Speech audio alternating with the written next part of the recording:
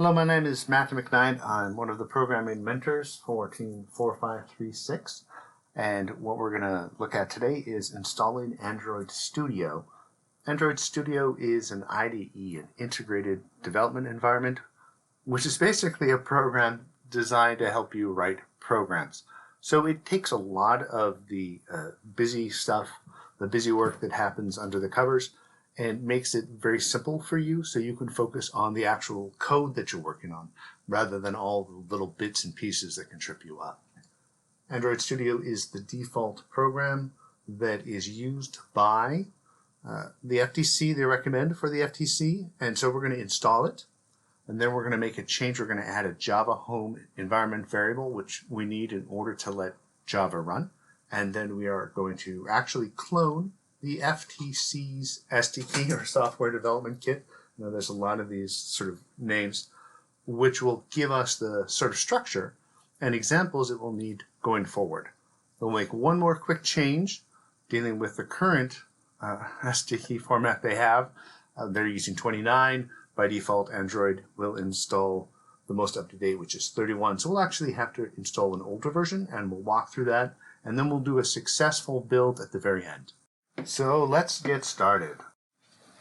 Type in Android Studio at the top and hit enter, and it will give you the option to download Android Studio and SDK tools, which is exactly what we are looking for.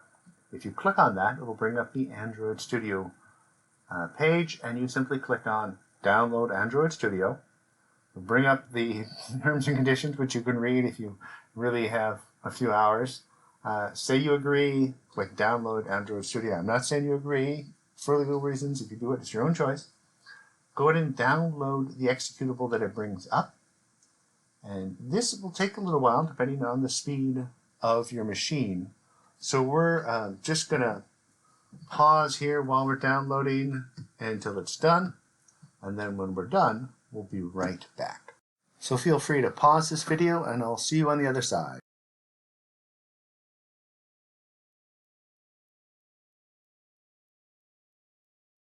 All right, we are nearing the end. We have neared the end. We are at the end. So go ahead and open that up. I'm just going to take a moment here and actually close this browser window because we don't need it anymore. And then I will show you the Welcome to Android Studio setup. Go ahead and click Next. We're basically going to accept all the defaults. There's no reason not to, and many reasons to do so. So click Next. You're going to install it in C program files, and then it will go through the process of actually installing it. This may take a while, particularly with the STC. So again, I recommend that you pause at this point, and I will see you when it is all done.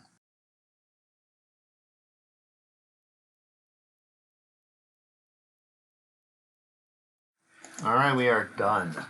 And now we can simply click on Next. It's going to launch Android Studio. And when it does, it's going to tell us we're missing the SDK. So if we click on Next, what it's going to do is actually offer us version 31, API 31, or Android 12.0. It's giving us the most recent one that is sort of solid. It's not actually the one that uses an FTC, but we're going to install it anyway. Just you can see, go through the process. This also will take a while. It's downloading things, so I recommend you pause, and then we will tackle this on the other side.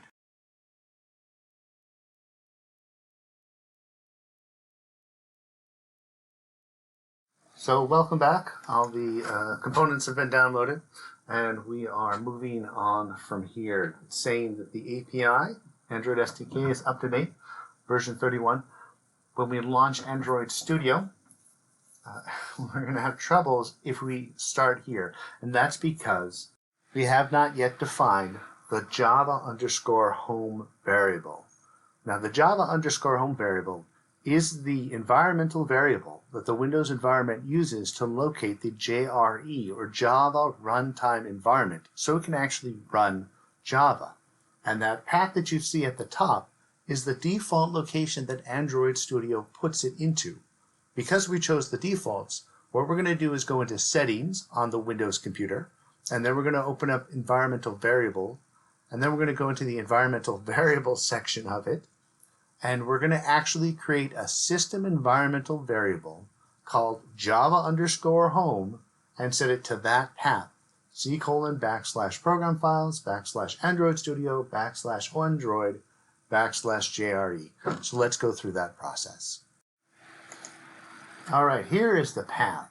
If you were to look into Windows Explorer, and I'm just going to copy that. You can also type it in, but I'm going to go in there. I'm going to right-click on the Start menu. I'm going to choose Settings, and then it's going to pull up this screen. I'm going to type env and choose change the system environmental variable.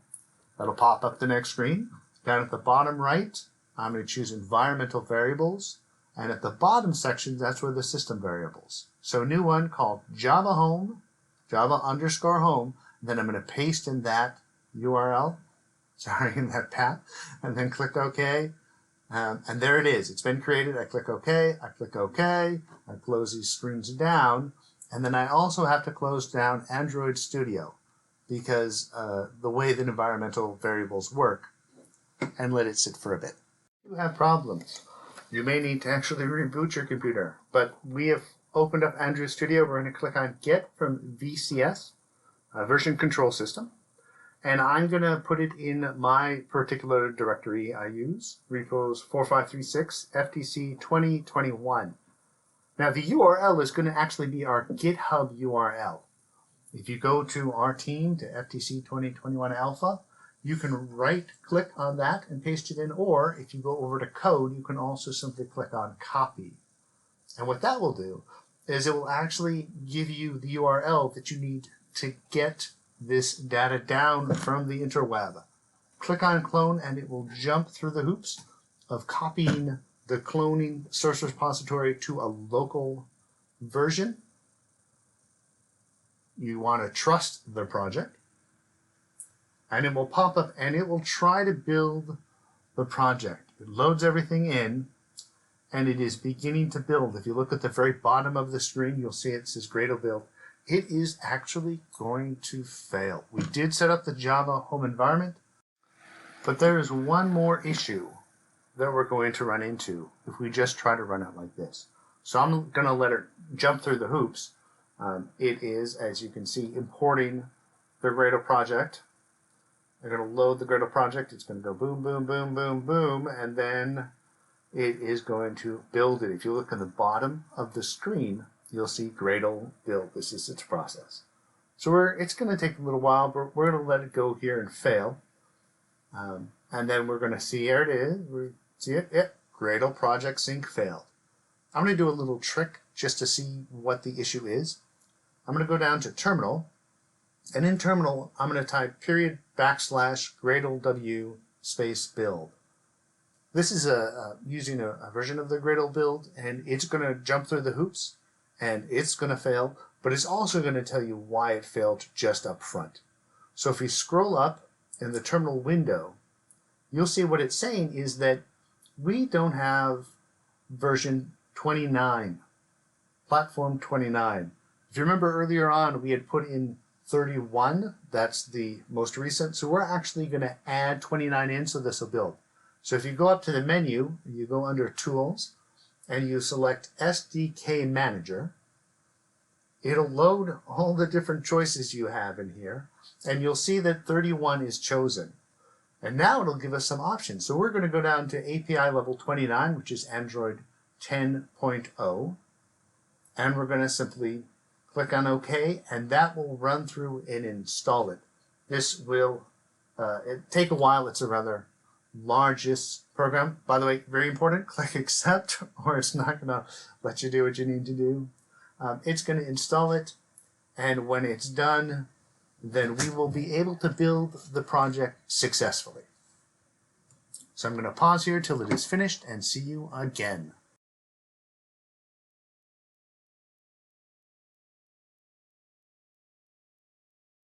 As you can see, we have successfully installed Android SDK Platform 29.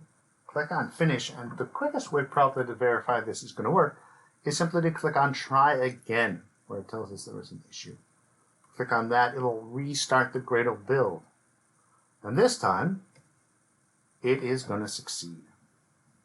So we had to jump through some hoops to set this up. We had to set up the Java home, and we had to install the version 29 of the SDK. Now it will be getting us to the very point where the build will actually succeed. I'm going to skip ahead.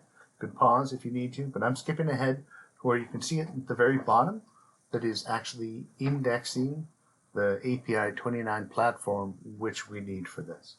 But this will be done in just a moment, and we will have successfully completed a build of this project. All right, closing down a lot of the windows. You can see on the screen we have here the Team 4536 folders that we need for our project. And this sort of ends our initial cloning of the Team 4536 repository. So next time, we're going to spend some time focusing on Git itself and how you can use the Android Studio IDE to help you easily push and pull information, copies of files, down from the GitHub repository and back again. See you next time.